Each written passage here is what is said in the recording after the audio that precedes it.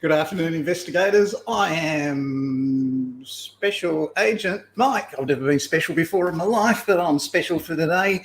And welcome to Spy Curious. I've got to change my logo there because it looks like I'm Investigations Uni. Fix that.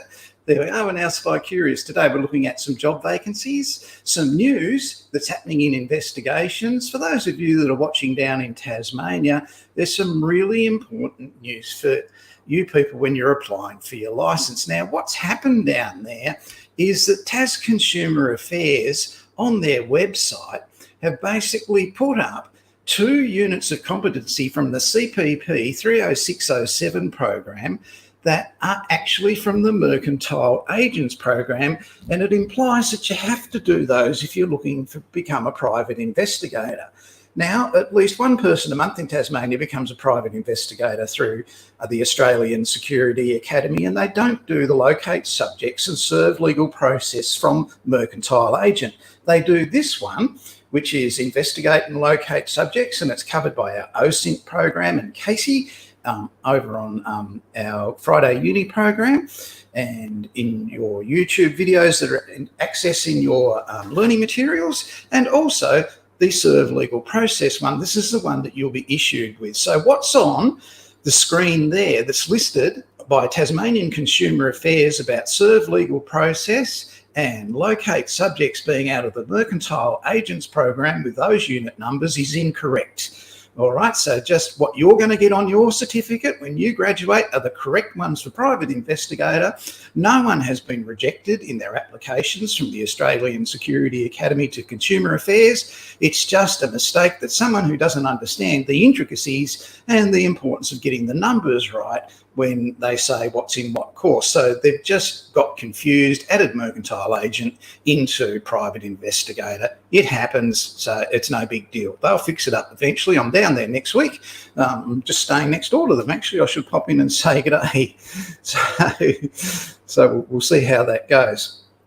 The really big news that's come out this week is there's a huge win for women in Queensland experiencing domestic violence. Using private investigators for coercive control is now a crime in Queensland, and this became official this week. So dangerous narcissists can no longer use third parties, private investigators, to harass, scare, watch, record, follow, and control partners. The use of tracking devices, listening devices, and remote control cameras is now an instant loss of private investigator offence. So this has come out from the Women's Safety and Justice Task Force in Queensland. Here's all the people that are in that task force, and they've had submissions from victims of domestic violence, and in particular families who have experienced it. So we've just discussed this one over on Investigations Uni. This lady and her three children were killed by her estranged husband, who poured fuel on them in their vehicle and lit it, and they all died of horrific burn injuries. Sorry to not cheer you up on Friday afternoon, but this is a case that's come out of that submission by the Women's Safety Council in Queensland to stop husbands murdering their wives and using private investigators as part of that coercive control. So that's a really big deal.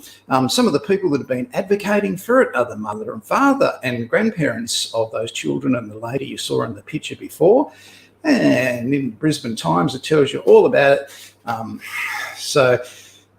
What changes have come about, why it's important, why they've done it. It used to be that when the police went and looked at these matters, that they'd just look at the one incident at 8:30 on Saturday night. Now they're looking at holistically the relationship, when the domestic violence, the coercive control domestic violence started. So they look at it now and they look at that narcissistic controlling behaviour.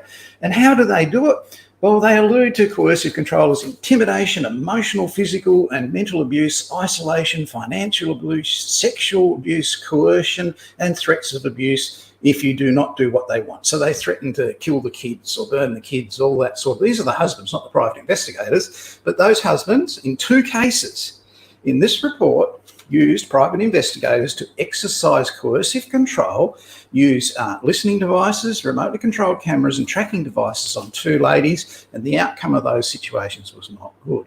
So that's really important. If you were watching today at Investigations Uni, which was on before this program, this is what we covered.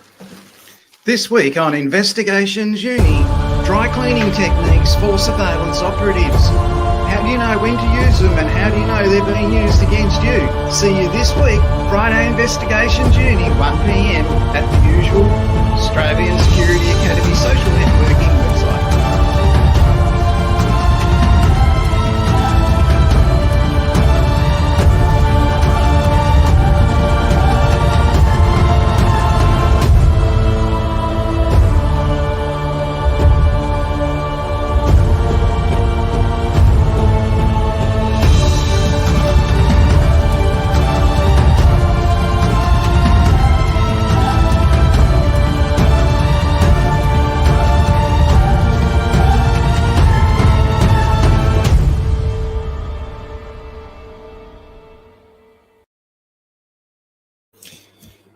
Yes, over an extensive 55 minutes, we looked at, only less than an hour ago, the dry cleaning techniques used by criminals against surveillance agents generally, globally.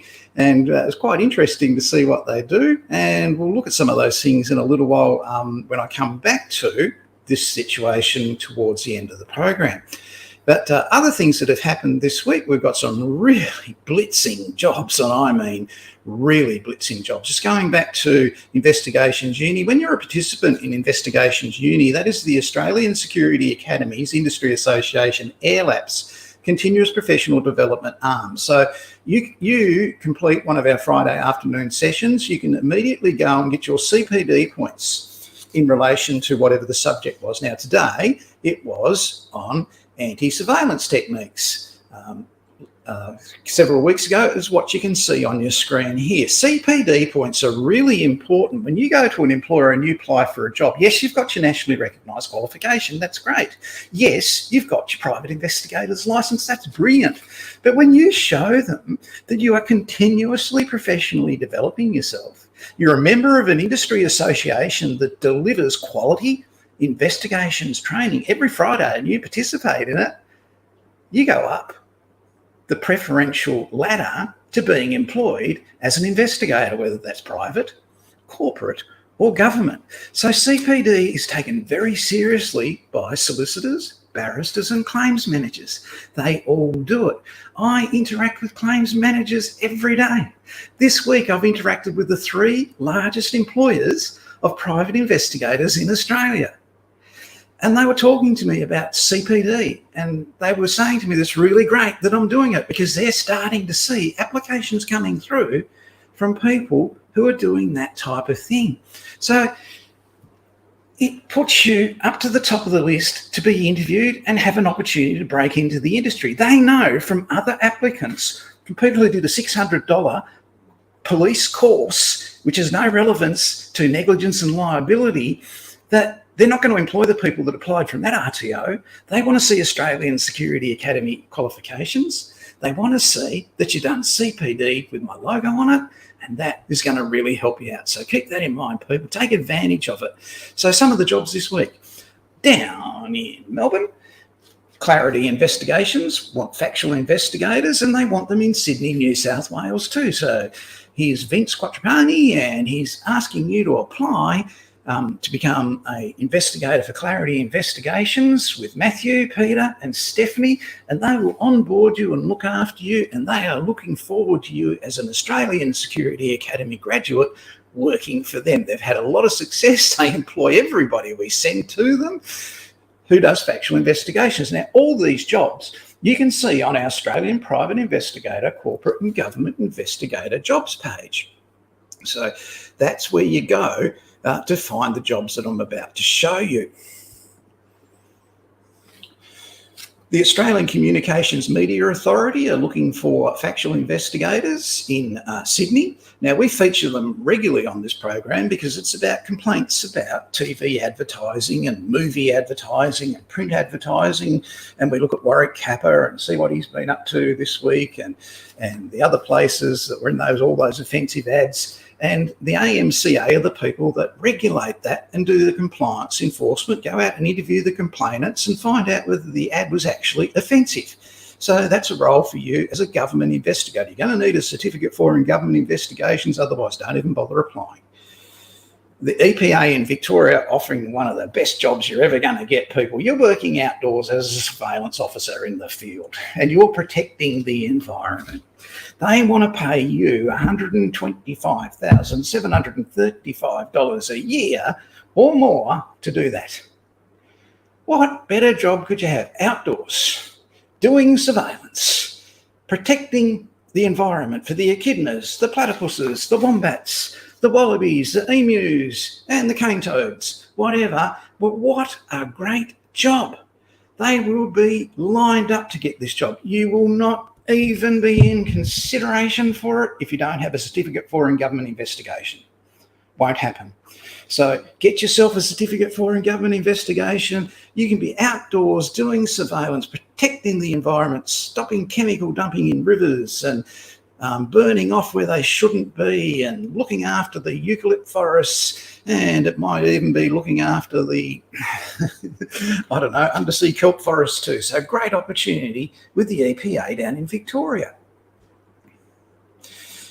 Just done that, Michael, don't do it again. Done that one. Licensed factual investigators are wanted by claims investigations down in Sydney. So you're going to be doing workers' compensation investigations, factual investigations, dust diseases, public liability, general insurance investigations. So what are dust diseases? Had your kitchen renovated recently? Have you had one of those fake stone tabletops put in? The people that made that, they have to grind it down and sand it off and make it level. And if they're not wearing face masks, they'll get scoliosis, and they will get that over time. And it's just the same as asbestosis, which is a dust disease, but isn't, well, it is, it's dust. Okay, so their lungs fill up with this stuff and basically it's going to kill them. It's a tragic, awful way to go. There are WHS systems to put in place to prevent this happening with face mask protection and ventilation and sucking out the air and using water in the cutting and smoothing devices. All those things are there. But this could have happened. The person could have got it 2 years before all those things came in. So you're going to be the investigator who looks after that in dust diseases. You must have a private investigator licence to work with these people. And you can see these jobs on our Australian Security Academy Facebook page, where I update it every second day, where you can see all these jobs. You have to write to me and ask to join. Say you're a Australian resident and you're looking for jobs, and I'll join you. Okay, so we probably get about 30 people applying to do it, but they just want to sell Bitcoin and that sort of thing. So they're rejected straight away because they haven't answered the question. Answer the questions and I'll put you in. There's Clarity Workplace Investigations down in Kew in Melbourne. So previously the Clarity one was for Sydney. Here they're asking for factual investigators in Melbourne. See this on our Facebook page. It's an opportunity if you're an Australian Security Academy student and you've got a private investigator's licence, they want to employ you. Okay? If you're a student from somewhere else, don't even bother applying. Eastside Investigations down in Victoria. They're looking for a surveillance investigator at Eastside. Now, they've been around forever at Eastside, professional organisation. It is run by true professionals who have longevity in the industry, a great couple running that organisation, and they want their investigators to have a thorough understanding and adherence to the WorkSafe Code of Practices for private investigators. That's essential. Now, if you don't know what that is, you didn't do an Australian Security Academy course and you didn't watch 5 episodes of Spy Curious ago when I mentioned that and put up some screenshots about it. Okay, so you want a surveillance job in Melbourne, in Victoria, and you don't know about what WorkSafe wants with their code of practice, well, you shouldn't be applying for the job. You should have researched that thoroughly and become fully familiar with it, like Eastside Investigations expect you to be. Now, that's not an onerous ask. It's not a big high jump bar to get over. It's a matter of you're the investigator, locate that document freely available on the internet and apply for Eastside.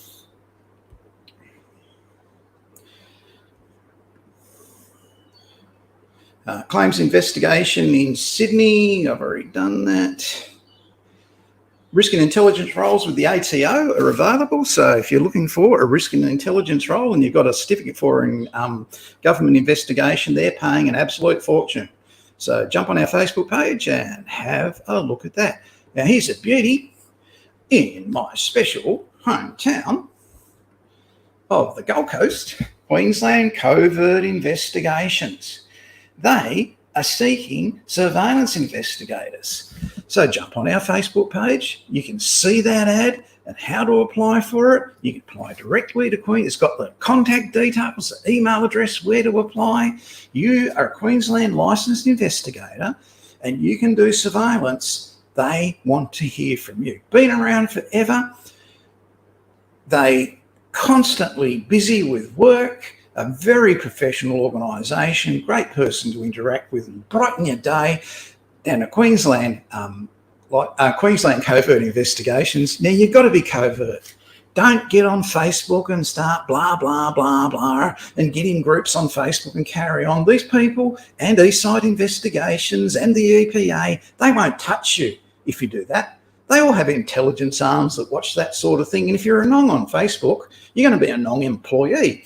So clean up your Facebook, then get your license, get your qualification, and apply for Queensland Covert Investigations. What a great opportunity.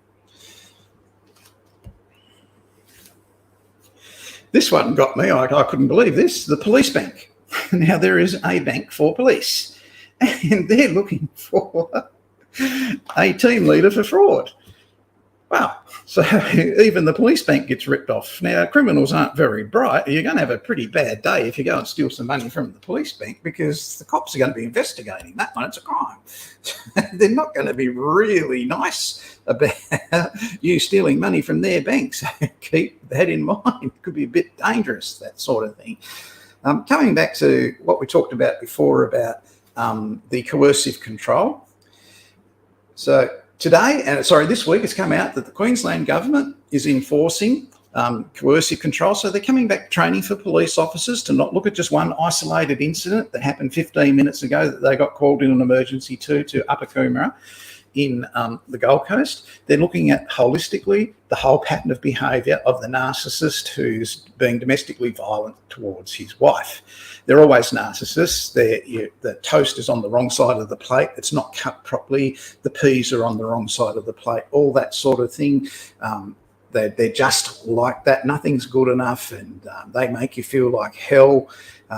And then they end up killing their partner because of their jealous imaginations, that sort of thing.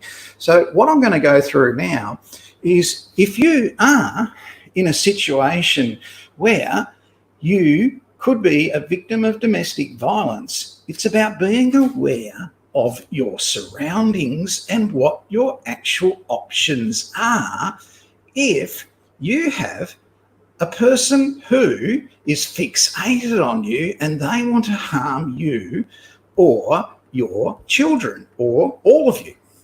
So what can you do? You're driving in your vehicle. They're going to be trying to hurt you, intercept you somewhere, arrive because they've got a tracker on your vehicle at your parents' place or the cafe where you're meeting friends. They see you on the road. They start following you. They start trying to bump you off the road.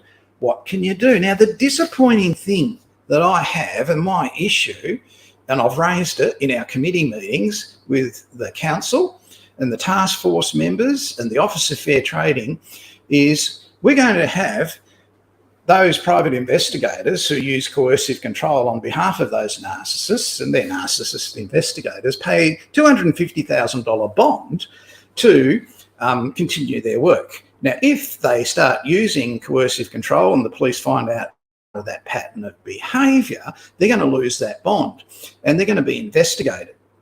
And that bond will cover the investigation. So it doesn't necessarily have to be a police investigation. The cost of it's already covered. But what they don't do with these things, they go, oh, yes, let's have a committee meeting. Let's change the legislation. That's really great. But changing the legislation and having a committee meeting doesn't save your life in the field when you're under attack by a coercive control narcissist. They are fixated on wanting to kill you.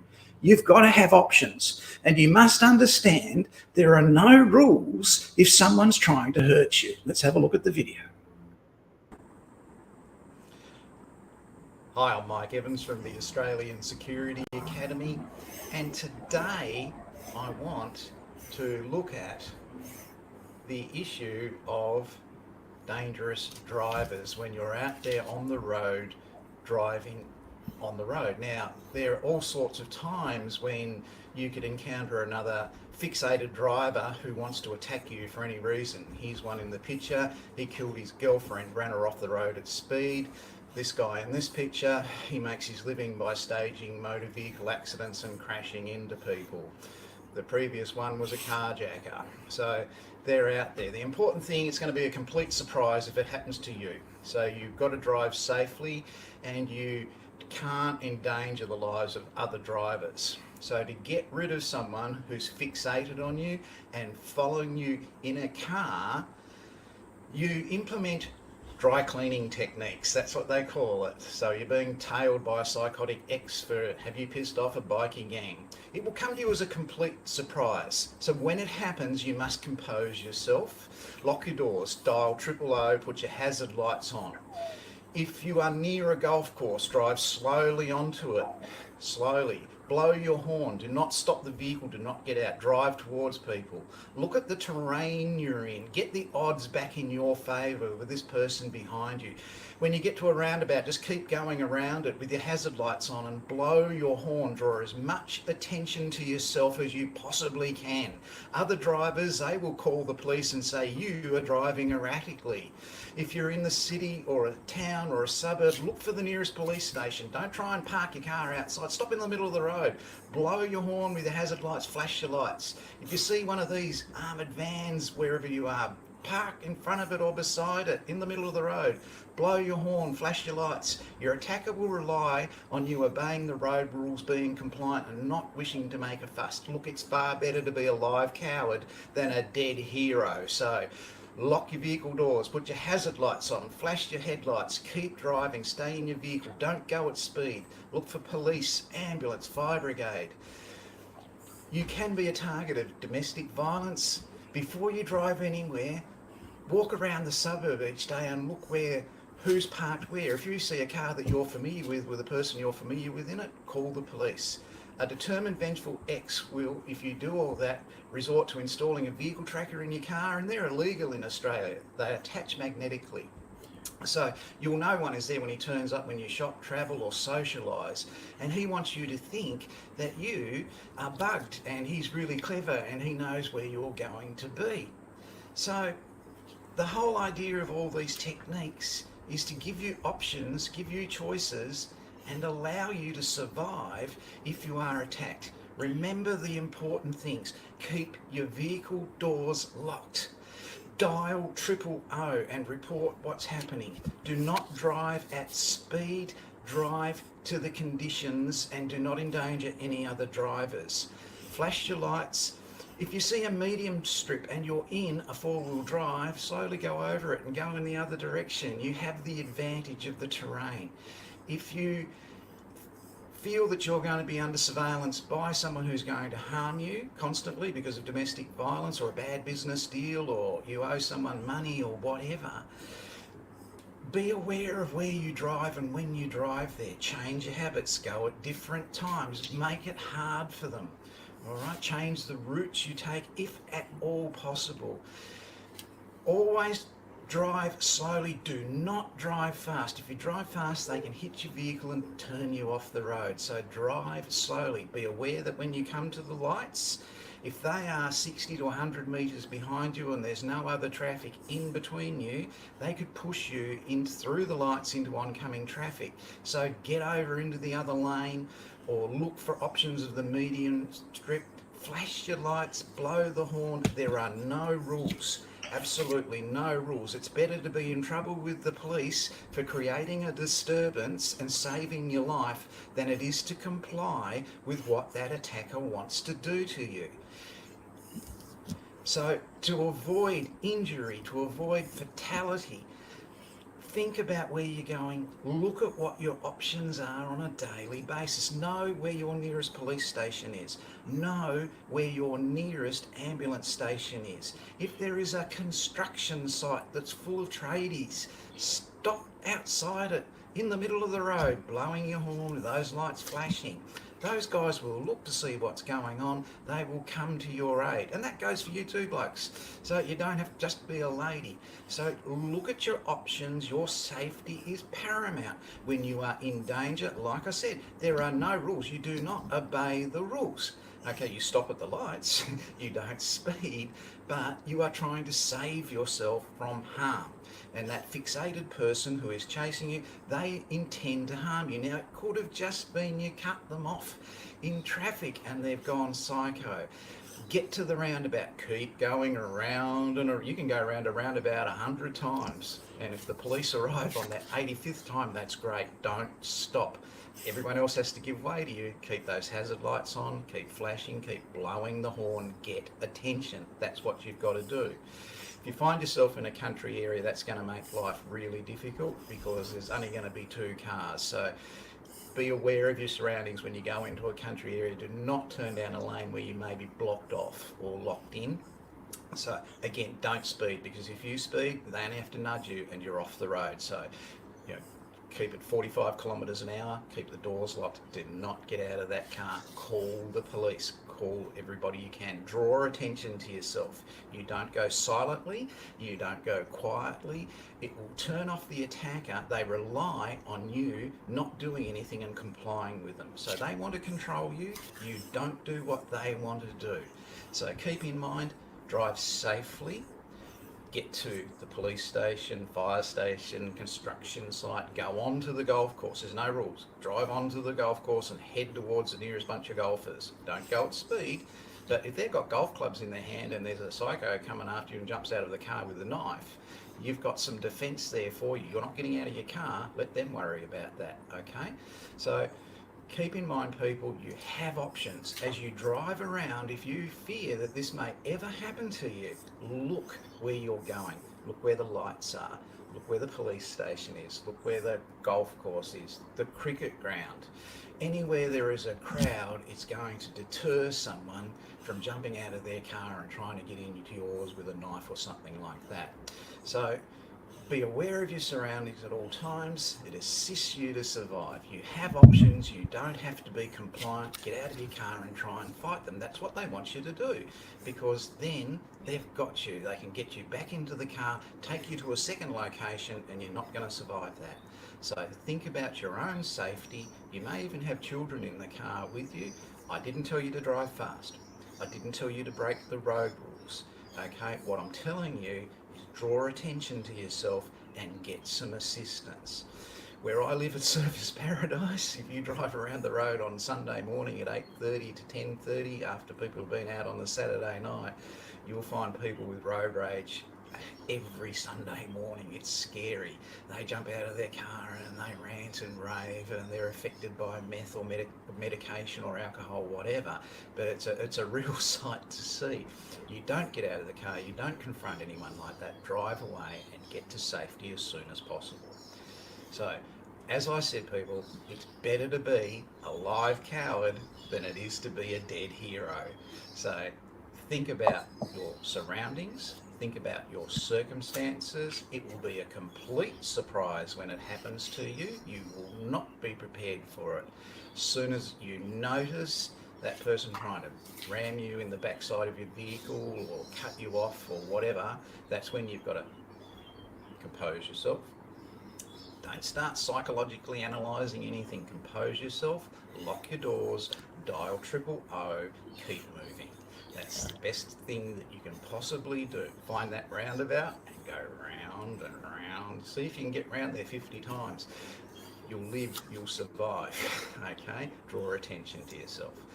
I hope that gave you some options just in case it ever does unfortunately happen to you. And it can happen just with road rage. You do not have to be a potential victim of domestic violence for this sort of thing to happen. You could be carjackers that suddenly like your car because they've got an order for your type of car and its parts, and they want it. You just don't know when it could happen or where it could happen. It will be a surprise. It would be a surprise to a police officer. It would be a surprise to an ex-SAS army soldier. So, you know, think about what your options are. Lock the doors, dial 000, hazard lights on, flash your lights, cross the median strip, drive onto the golf course, head to the police station, park in the middle of the road. That's what you can do until someone comes to help you. I'm Mike Evans from the Australian Security Academy. Okay, so what I've told you there is some options that you have. You don't have to lay down and be physically hurt, have fuel poured on you and be lit for the satisfaction of a narcissist dickhead. You don't, right? So you don't stop, you don't open your doors, you don't wind down the windows, you draw attention, you don't die politely, right? You're going to make it as hard for them as possible to carry out their sick act, because they're not going to be able to carry it out if you've got a whole lot of attention on them. They've really got to be drugged up to the eyeballs for that. So it's not just golf courses. If you're in so much danger that your wife and children are in the car with you, right? Drive on to the cricket ground and sit there. The cricketers will carry on. Good. You just got attention. Drive on to the footy ground. The umpires will call the game to a halt and they'll sort it all out. You do not politely park in the car park and let yourself get killed. All the legislation, all that sort of stuff, all the meetings won't save your life. Think about that. Only your actions of being alert, not panicking, calmly assess the situation. Don't psychologically analyse it. Don't go, oh, the poor man's on meth. Oh, I'll let him do it. Don't, right? Lock your doors, dial 000, hazard lights on, lay on the horn for an hour. Look after yourself. That's the crux of it. In these situations, what are you doing? You're always buying more time. If you're in dangerous situations frequently, buy more time. I got in a beauty a couple of years ago. I upset 3 security guards. I live in a gated community with security guards in it. I upset 1 security guard and then 2 security guards came in on this other one's side. And I was walking my dog and the dog was only a puppy. And so I've got 3 ugly security guards with one trying to go around behind me and a puppy jumping up and down on a lead who wants to go to the security guards and get a pat. And I'm trying to avoid getting a belt in the back of the head from the one I really pissed off who's going behind me. I had to buy time because I was in a pretty shit situation. So I walked into the middle of the road in the traffic. And there's buggies going this way and that way, and there's trucks delivering stuff, and there's cars, and they're saying, hey, come over here. And I'll go, you come over here. Anyway, after 3 or 4 minutes of this, which seemed like 2 hours, their boss came along. And I know their boss, and what I did was just in reaction to what they did to me. They were in more trouble than I was. I didn't do anything smart. I just didn't let them do what they wanted to do to me before. But I bought time that actually probably saved me getting a hiding or worse. Should have put me in hospital for 6 months with 2 broken arms and 2 broken legs the way they were. Buy time. Walk into the middle of the road. Block the traffic. You don't have to go onto the golf course. You don't have to go to the cricket match. Just block the busy car park. Security will come running from everywhere when there's a lineup of cars. Look at your options. Park outside the fire station, lean on the horn. Someone's going to look. Legislation and committee meetings won't protect you. Taking positive action yourself to protect yourself will. I'm Mike Evans from the Australian Security Academy. I hope you've enjoyed episode 196 of Spy Curious. We had a lot of fun bringing it to you. Sorry about all the sad news in that one.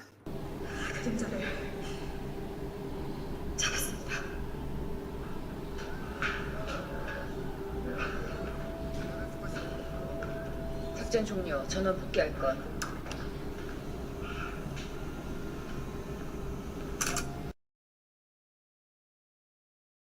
Yes, that's how every investigation agency finishes its work for the week, with all units returning to base and mission complete.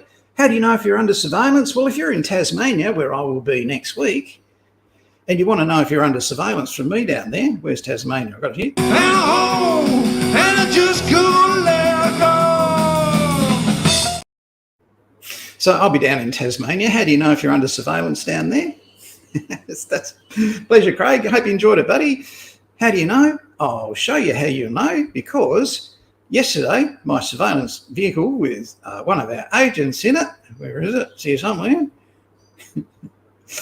Tragically, had this red car scrape down the side of it, and there was another photo, but it's gone. I'll have to find the other photo. Where did that go?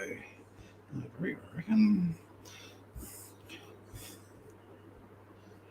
Here it is. Here's the dent that it put in the surveillance vehicle. So if you see Toyota surveillance vehicle next week around Tassie for the next 2 weeks, where we'll be doing bush and rural surveillance training and drone training, and it's got that dent in it, that's a surveillance vehicle, belongs to the Australian Security Academy that I won't be able to get repaired. The other vehicle looks like this. If you see it, please get the rego number for me. And we'll see you next week on Spy Curious from Bush and Rural Surveillance in Outback Tassie. See you then, people. Thanks for watching.